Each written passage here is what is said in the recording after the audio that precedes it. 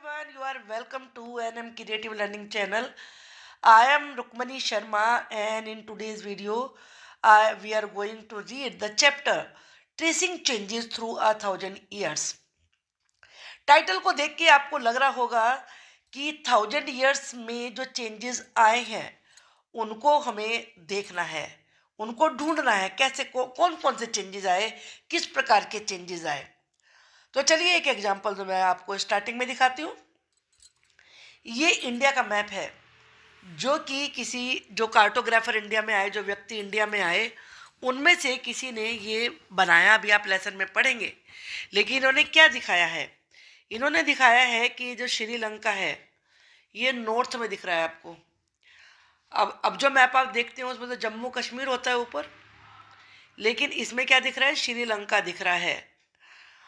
और एक और आप मैप देखेंगे यहाँ पर, ये किसी दूसरे ट्रैवलर के द्वारा बनाया गया है। इन्होंने मोर और लेस सही दिखाया है कि श्रीलंका नीचे है, लेकिन मैप में आप देखेंगे कि काफ़ी चेंजेस हैं। आज जो मैप बनाते हैं वो इस तरीके का है ही नहीं। आप जो आज मैप देखते हैं वो ऐसे करके यहाँ से कुछ इस तरीके से यहाँ पर इंडिया के इस तरीके से जाता है। तो इसी तरह के चेंजेस लैंग्वेज में क्या क्या आए, चेंजेस आए, तो वो सब चेंजेस हम इस लेसन में पढ़ने वाले हैं। चलिए देखते हैं। तो हम ये चैप्टर यहाँ पर ये मैप मैंने आपको दिखाए हैं। जो पहला मैप है वो बनाया गया था 1154 सीई में। सीई क्या होता है? ये आपने पहले पढ़ा है, common era, by the Arab geographer al Idrisi. ये अल इदरिसी, ये नाम याद रखिए, इसको अल इदरिसी ने बनाया था। अगर आप नाम याद रखेंगे, क्योंकि यही क्वेश्चन फिर एग्जाम में आने होते हैं। The section reproduce is detail of the Indian सब कॉन्टिनेंट। अब मैप 2 जो आपने देखा उसे किसने बनाया था? फ्रेंच कार्टोग्राफर ने। कार्टोग्राफर कौन होता है? A person who makes maps. ये कब बनाया गया था? 1720s में, ये 1154 में, ये 1720s में। इसमें अभी आपने देखा कि जो अल इदरिसी का मैप है उसमें उन्होंने साउथ इंडिया को वहाँ दिखाया है जहाँ आज हम नॉर्थ इंडिया को एक्सपेक्ट करते हैं। श्रीलंका को आइलैंड दिखाया है टॉप पर। तो इस तरह के चेंजेस, ऐसा नहीं है कि श्रीलंका ऊपर हो गया था, बल्कि हो सकता है वो नॉर्थ से आए हों, उन्होंने बाद में वो साउथ में गए हों तो लंका को बाद में देखा हो। तो उस तरह के ऑब्जर्वेशन पहले रहते थे। अब यहाँ पर आप देख रहे हैं कि there are some well known names like Kannauj in Uttar Pradesh spelled in the map as Kannauj. यहाँ पे आप इसमें देखेंगे कि इसने कन्नौज, क्योंकि काफ़ी यहाँ पर शॉर्ट में लिखा हुआ है तो आप पढ़ नहीं पाएंगे इसको, लेकिन इसकी स्पेलिंग यहाँ पर इन्होंने एग्जाम्पल देके बताई है कि ये स्पेलिंग इस तरीके से लिखी गई है। Map 2 was made nearly 600 years after map 1। Map 1 11 यानी कि 12th सेंचुरी में बना और ये 18th सेंचुरी में बना है, तो लगभग 600 ईयर्स का डिफरेंस है। ड्यूरिंग विच इसमें हमारे सब कॉन्टिनेंट में काफ़ी चेंजेस आए होंगे, जिसकी वजह से वो चेंजेस दिखे। और यही मैप यूरोपियन सेलर्स के द्वारा और जो उसमें वॉयजेस हुई थी, जो मर्चेंट आए थे, आप जानते हो वास्को डी गामा और कोलंबस के नाम ऐसे, और बहुत सारे आपने क्लास 6 में पढ़ा हुएन सेंग, इस तरह के बहुत सारे लोग इंडिया में आए, इंडिया से गए भी, तो उन्होंने ये मैप यूज़ किया होगा। आप इसके बारे में डिटेल में चैप्टर 6 में पढ़ेंगे। अब है new and old terminologies. Terms आप जानते हैं, शब्दावली को कहते हैं, टर्म्स होते हैं जो किसी चीज़ के लिए एक नाम होता है। तो टर्मिनोलॉजी में क्या डिफरेंस हुआ, नई और ओल्ड? जो हिस्टोरिकल रिकॉर्ड्स हैं वो बहुत सारी लैंग्वेजेस में आज मौजूद हैं, और ये काफ़ी medieval which have change considerably over the years. Medieval Persian for example is different from modern Persian. इसने 2 लैंग्वेज का नाम यहाँ पर दिया है। मॉडर्न पर्सियन लैंग्वेज, पर्सियन एक लैंग्वेज होती है, और मिडिवियल पर्सियन लैंग्वेज, दोनों में फ़र्क है। अब आप सोचेंगे कि पर्शियन, ये जो यहाँ पर ये मिडिवल वर्ड यूज हुआ है पर्शियन से पहले, इसका क्या मतलब है? देखो, जो बहुत ही प्राचीन है वो है एंशियंट, उसे हम एंशियंट मान लेते हैं। जो आज जिस समय हम जी रहे हैं ये मॉडर्न है। तो एंशियंट को ये कुछ वर्षों तक मानते हैं, मॉडर्न भी कुछ समय से पहले। बीच का जो टाइम है यहाँ पर, ये इसे इन्होंने मिडिवल माना है, यानी कि मिड से बना हुआ वर्ड है, बीच का पीरियड। तो इस बीच के पीरियड में जो पर्शियन लैंग्वेज यूज हुई और जो आज यूज हो रही है, दोनों में काफ़ी डिफरेंस है। यहाँ पर इन्होंने एग्जाम्पल दिया है, हिंदुस्तान वर्ड का टर्म है हिंदुस्तान। आज हम हिंदुस्तान को इंडिया के नाम से जानते हैं। ये मॉडर्न नेशन स्टेट है। और 13, आपको ये याद रखना पड़ेगा कि सबसे पहले 13 सेंचुरी में मिनहाज ए शिराज के द्वारा, जो कि एक क्रॉनिकलर थे, क्रॉनिकलर यानी कि जो हिस्ट्री लिखते हैं, उनकी बातों को नोट करते हैं, उन्हें कहा जाता है। इन्होंने पर्शियन में लिखा है और तब इन्होंने पहली बार हिंदुस्तान शब्द का प्रयोग किया। लेकिन हिंदुस्तान का उन्होंने जिस एरिया के लिए जिक्र किया, ये आपके लिए याद रखना बहुत ही इम्पोर्टेंट चीज़ है। ये उन्होंने इसको केवल पंजाब का एरिया, हरियाणा का एरिया और जो गंगा और यमुना के बीच का एरिया है, केवल उसके लिए ही इसको यूज़ किया था। ये क्वेश्चन आ सकता है आपके एग्जाम में भी। बाद में इसको फिर दोबारा से इस वर्ड का जिक्र किया गया मिडिवल पीरियड में। तो तब इसकी पॉलिटिकल सेंस थी, तब तो ये एरिया के लिए था जब मिनाजी सिराज ने इसको यूज़ किया। लेकिन जब दिल्ली सल्तनत के पीरियड में इसको यूज़ किया गया हिंदुस्तान वर्ड को, तो ये पॉलिटिकल सेंस में यूज़ किया गया। In the early 16th century Babur use Hindustan, देखिए एग्जाम्पल है यहाँ पर, टू डिस्क्राइब द जियोग्राफी। उसने ज्योग्राफी को, उसने तो मिराज सिराज ने तो केवल ज्योग्राफी के लिए जो 3 एरिया है उनके लिए यूज़ किया, लेकिन बाबर ने ज्योग्राफी के लिए भी, फौना यहाँ के एनिमल्स, यहाँ के कल्चर के लिए भी यूज़ किया है जो इस सब कॉन्टिनेंट में रहते थे। 14th सेंचुरी में पोएट हुए हैं अमीर खुसरो, उन्होंने हिंद वर्ड का यूज़ किया। तो जबकि जोग्राफिकल और कल्चरल जो आज हम इंडिया जिसको मानते हैं, ये term Hindustan did not carry political and national meanings which we associated with today. उस समय इसका कोई पॉलिटिकल या नेशनल संबंध, कनेक्शन नहीं था। यहाँ पर हम एक और वर्ड देखते हैं, जैसे टर्मिनोलॉजी की बात कर रहे हैं, एक और वर्ड है फॉरेनर। ये भी आपको एग्जाम में आ सकता है। आज हम इसे किसके लिए यूज़ करते हैं? जो इंडियन नहीं है। मान लें अमेरिका से कोई आया, पाकिस्तान से कोई आया, चाइना से कोई इंडिया में आया, मुझे क्या कहेंगे कि ये फॉरेनर है। लेकिन उस समय ऐसा नहीं था। In the medieval period A foreigner was any stranger. Stranger word को याद रखिए। उस समय कोई भी अजनबी व्यक्ति जो कि किसी भी विलेज में जिसे कि लोग जानते नहीं थे, जो वहाँ के कल्चर का नहीं था, सोसाइटी का नहीं था, उसको फॉरेनर कहते थे। हिंदी में इसके लिए जो वर्ड यूज होता है वो होता है परदेसी, यानी कि देश से बना हुआ वर्ड है दूसरे देश के लिए। और पर्शियन में इसके लिए जो वर्ड होता है अजनबी। ये क्वेश्चन भी आ सकते हैं। मतलब हिंदी में परदेसी वर्ड यूज होता है और अजनबी पर्शियन लैंग्वेज में है और फॉरेनर शब्द के लिए। तो इस प्रकार से और भी है जो सिटी ड्वेलर हैं, वो जो यानी कि शहर में रहने वाले लोग हैं, वो फॉरेस्ट में रहने वाले लोगों को भी फॉरेनर मानते हैं। तो इस प्रकार से पुरानी जो टर्मिनोलॉजी थी और जो न्यू टर्मिनोलॉजी है उसमें मीनिंग काफ़ी चेंज हो गए हैं। अब यहाँ पर आप देखेंगे इसमें कि जो हिस्टोरियंस स्टडी कर रहे थे, उन्हें कैसे पता चलता था कि आज से 1000 ईयर्स पहले या 800 ईयर्स पहले, 700 ईयर्स पहले कैसे होता था? भाई लोग तो मर गए, तो फिर कैसे पता चला? ये इम्पोर्टेंट क्वेश्चन है। ये 6 में भी आपको इसके बारे में कुछ पढ़ा था आपने। ये थी 4 चीज़ें: कॉइन्स, सिक्के मिले, इंस्क्रिप्शन, पत्थरों पर लिखे हुए लेख मिले, जिन्हें शिलालेख कहते हैं। आर्किटेक्चर जो बिल्डिंग्स है, जैसे आज आप बहुत सारे इंडिया में टेम्पल देखते हैं, ताजमहल है, रेड फोर्ट है, मीनाक्षी टेम्पल है, जगन्नाथ पुरी का टेम्पल है, या अशोका पिलर है। तो इन ये सब आर्किटेक्चर में आते हैं। टेक्सचुअल रिकॉर्ड्स यानी कि लिखे हुए बुक्स, डॉक्यूमेंट्स, मैन्यूस्क्रिप्ट मिली, इन सब से इंफॉर्मेशन मिलती है। अब पहले ये ज़्यादा नहीं, बुक्स जो थी ज़्यादा नहीं लिखी जाती थी, क्योंकि हैंड से लिखनी पड़ती थी, जिन्हें मैन्यूस्क्रिप्ट कहते थे। लेकिन धीरे धीरे ये मतलब चेंज हुआ। ट्रेंड कब हुआ? जब पेपर बनना शुरू हुआ।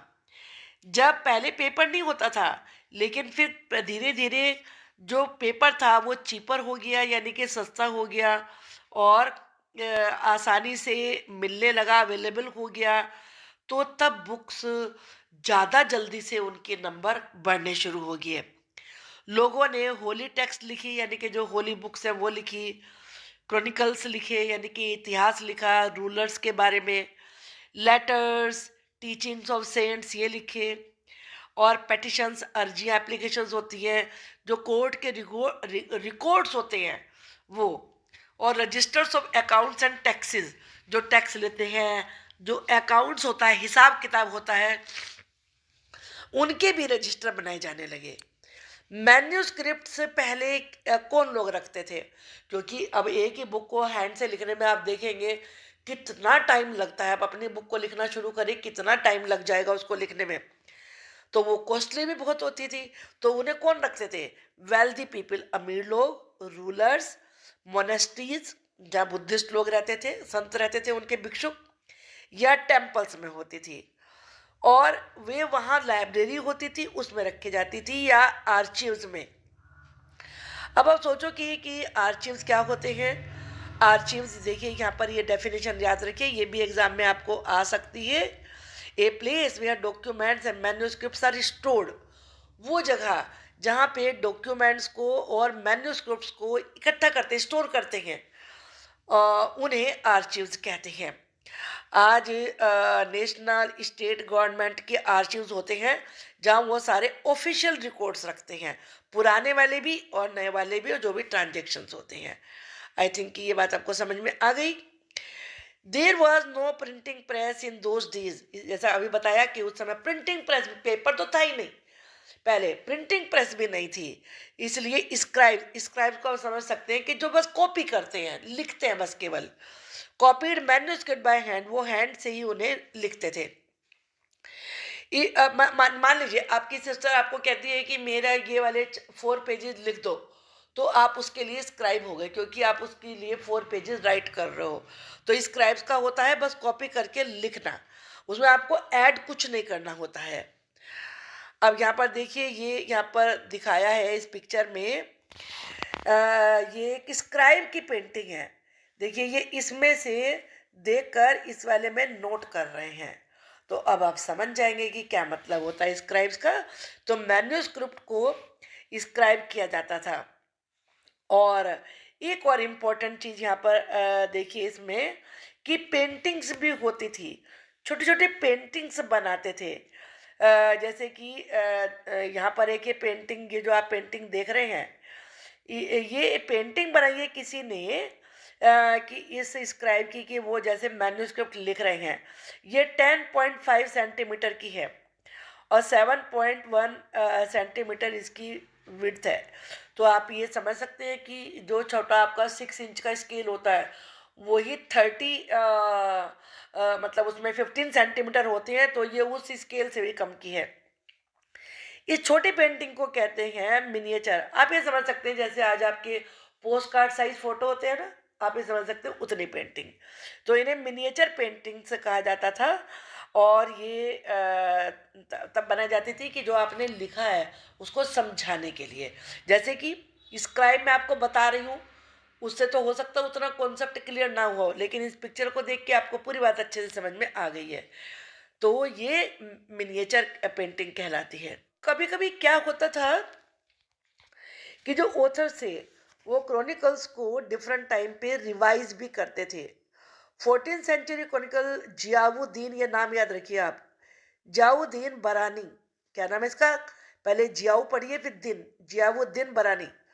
उन्होंने जो फर्स्ट अपना क्रॉनिकल लिखा वो 1356 में लिखा, और फिर उसका वर्जन लिखा 2 साल के बाद, 2 इयर्स के बाद। जैसे आप पहले एक ऐसे लिखे, 5 दिन के बाद दूसरा ऐसे लिखे, तो वर्जन हो गया वो उसका।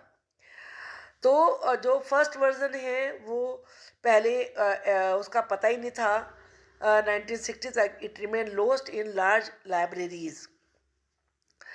अब इसके बाद है new social and political groups. फिर नेक्स्ट चेंज ये है कि 7 जो आप पढ़ रहे हैं 1000 ईयर, जिन 1000 ईयर्स के बारे में आप पढ़ रहे हैं वो 1000 ईयर्स है 700 से 1750 तक का टाइम। जो चेंजेस उस समय में हुए वो आप इस लेसन में पढ़ रहे हैं। तो आपने टर्म्स के बारे में पढ़ा, आपने कैसे हिंदुस्तान शब्द आया, कैसे मैप बने, उसके बारे में पढ़ा। अब यहाँ ग्रुप की बात हो रही है। At different moments in this period new technologies made their appearance. नई टेक्नोलॉजी आई, जैसे कि Persian wheel in irrigation. Irrigation में यानी कि जो खेत में पानी लगाते हैं, फील्ड में सिंचाई करते हैं, उसे इरिगेशन कहते हैं। वहाँ व्हील का यूज़ होने लगा। स्पिनिंग व्हील इन वीविंग, बुनाई में भी स्पिनिंग व्हील, काटने वाला जिसे चरखा चलाते हैं। And fire arms in combat, combat का मतलब होता है फाइटिंग में, वार में, बैटल में, युद्ध में फायर आर्म्स का यूज़ होने लगा। न्यू फूड्स, नए नए फूड बने। बिवरेज, पेय पदार्थ बने, सम कौन, जैसे potato, corn, chillies, T, coffee, ये सब। तो ये नई नई इन्वेंशन से इसके बाद हम ये कह सकते हैं कि ये मोबिलिटी का पीरियड था। मोबिलिटी का मतलब होता है बहुत ज़्यादा सब चीज़ों का एक्टिव होना, चलायमान होना, एक जगह से दूसरी जगह मूव करना। Groups of people travel long distance in search of opportunity. अब लोग एक जगह से दूसरी जगह मौके की तलाश में जाने लगे। One group of people who became important in this period were the Rajput. Rajput लोग एक ग्रुप था, ये बड़े इंपॉर्टेंट थे। ये राजपुत्र, इससे राज यानी कि राजा का पुत्र, इससे लिया हुआ शब्द है ये, the son of A ruler. 18th और 14th सेंचुरी के बीच में ये टर्म अप्लाई किया गया वॉरियर्स के ग्रुप्स के लिए, यानी कि जो वॉर करते थे, जो लड़ाई करते, जो युद्ध के मैदान में जाते थे। Who claim Kshatriya caste status, और ये लोग क्षत्रिय स्टेटस चाहते थे। ये टर्म, और यहाँ पर देखिए ये पर्शियन व्हील का जिक्र आया है ना, तो ये पर्शियन व्हील है जिससे खेतों में सिंचाई की जाती थी। यहाँ इसमें बॉक्सेस से लगे होते थे जिनमें पानी भर के आता था और वो खेत में जाता था। अब other groups of people such as Maratha Sikh, दूसरे और ग्रुप, एक तो आपने राजपूत ग्रुप के बारे में पढ़ा, और दूसरे ग्रुप भी थे जिसमें मराठा, सिख, जाट, ओम्स और कायस्थ। ये एक स्क्राइब्स की और जो सेक्रेटरी होते थे उनकी एक कास्ट थी। Also use the opportunities in the of the age to become politically important. ये लोग भी पॉलिटिकली इम्पोर्टेंट हो गए। अब हैबिटेट वर्ड इसमें आएगा। हैबिटेट का मतलब होता है refer to the environment of a region, किसी जगह का क्या पर्यावरण है, सोशल, इकोनॉमिक, लाइफ स्टाइल, वहाँ के लोगों का क्या है, ये एनवायरनमेंट में आता है। आप इसके बारे में यहाँ पर इसको समझने के लिए ज़रूरी है जानना। इस पीरियड के दौरान gradual clearing of forest, clear का मतलब होता है जंगलों को हटाना, रिमूविंग। फॉरेस्ट को हटाया गया, एग्रीकल्चर का एक्सटेंशन हुआ यानी कि विस्तार हुआ, और इसीलिए जल्दी जल्दी चेंजेस आने लगे। Changes in their habitat force many forest dweller to migrate. अब माइग्रेट कौन हुआ? माइग्रेट का मतलब होता है एक जगह से दूसरी जगह जाना। ये वर्ड है ना, एक जगह को छोड़कर दूसरी जगह जाने के लिए जो वर्ड प्रयोग होता है वो होता है माइग्रेट।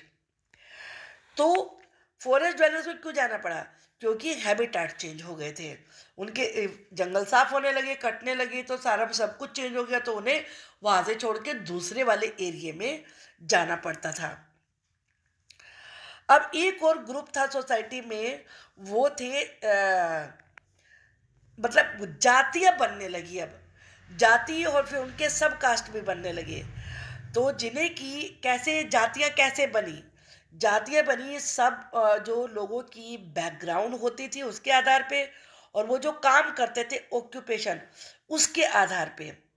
और ये रैंक फिक्स नहीं थी, बल्कि ये पावर के हिसाब से, उनका प्रभाव कितना है, रिसोर्सेज कितने हैं उस जाति के द्वारा, इस पे डिपेंड करता था। जैसे आज भी आप जानते हैं, एक ही जाति का आदमी गरीब भी हो सकता है तो उसकी उतनी पावर नहीं होगी, लेकिन अगर उसके पास पैसा है और उसके पास पॉलिटिकल पावर भी है तो उसका ज़्यादा असर होता है। तो ऐसा ही तब भी था। जातीज फ्रेम देयर ओन रूल्स, उस समय में, अब नहीं। जातियाँ अपने रूल बनाती थी, रेगुलेशन बनाती थी, ताकि उनकी जाति के जो भी मेंबर्स हैं वो उनके आचरण को ठीक से मैनेज कर सकें। और जाति पंचायत भी लगती थी। तो इस तरीके से वो कंट्रोल करते थे। अब है रीजन एंड एम्पायर, यानी कि क्षेत्र और साम्राज्य। जो लार्ज स्टेट थे, जैसे कि चोल के बारे में आप पढ़ेंगे चैप्टर 2 में, तुगलक के बारे में पढ़ेंगे चैप्टर 3 में, मुगल्स के बारे में पढ़ेंगे चैप्टर 4 में। ये बहुत बड़े एरिया पर राज्य कर रहे थे, कंट्रोल कर रखा था। एक संस्कृत की प्रशस्ति है, उसमें दिल्ली सुल्तान, जो दिल्ली के सुल्तान थे जिनका नाम था गियासुद्दीन बलबन, क्या नाम था उनका? गियासुद्दीन बलबन। उन्होंने 1266 से लेकर 1287 तक राज्य किया।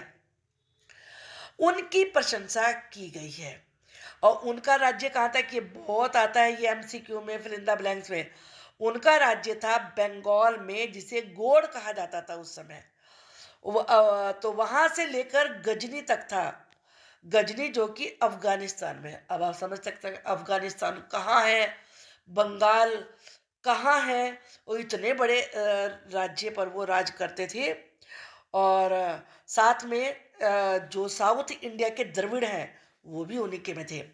People of different region, Gaud, Andhra, Kerala, Karnataka, Maharashtra, Gujarat, apparently fled before his armies। ये सारे के सारे लोग उनकी सेनाओं के सामने भाग गए थे, बलबन की सेना के सामने टिक नहीं सके थे। आप ये समझ सकते हैं वो कितना पावरफुल, कितना स्ट्रॉन्ग, कितना ग्रेट वॉरियर था। Occasionally dynasties like the Cholas और खलजीज, तुगलक्स, मुगल्स, इन्होंने अपने एम्पायर बनाए पैन रीजनल, यानी कि पूरे बहुत रीजन, बड़े बड़े रीजन तक, स्पैनिंग डाइवर्स रीजन, विभिन्न रीजन तक। तो जिनके बारे में आप अगले उसमें चैप्टर्स में आप रीड करेंगे।